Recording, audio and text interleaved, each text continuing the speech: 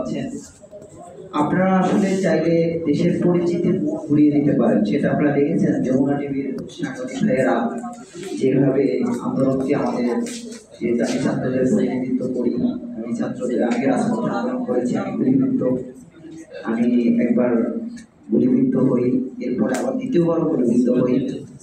তো এই জন্য আপনারা জানেন, আমি দৃষ্টি আকর্ষণ করছি আজকে এখানে অনেক সদস্যরা রয়েছেন, অনেক গুণীজন রয়েছেন।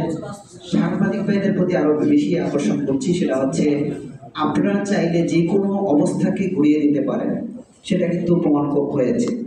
তো আমি আজকে যে বিষয়টা নিয়ে আলোচনা করব, আপনারা জানেন এখানে যে বিষয়টা রাখা হয়েছে আগামী রাজনীতি কোন পথে। আসলে এই রাজনীতিটা কোন পথে সেদিকে যদি যেতে হয় তাহলে আমি একটু পিছন থেকে আসি। সেটা হচ্ছে আপনারা জানেন এই আন্দোলনটা, এই হাসিনার যে ফেসিবাদকে মুক্ত করা, বাংলাদেশকে যে মৌলিক অধিকার দেওয়া, সেই জায়গাটা কিন্তু কোটা আন্দোলন থেকে শুরু হয়েছিল। তো আমরা কিন্তু সেই শুরু থেকেই এই কোটা আন্দোলনের সাথে সম্পৃক্ত ছিলাম, রাজপথে আন্দোলন করেছি।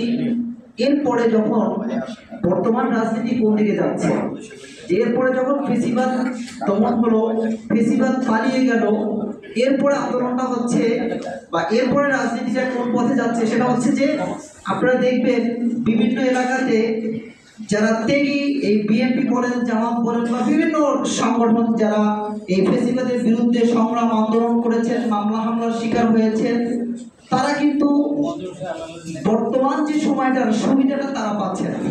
সুবিধাটা পাচ্ছে যারা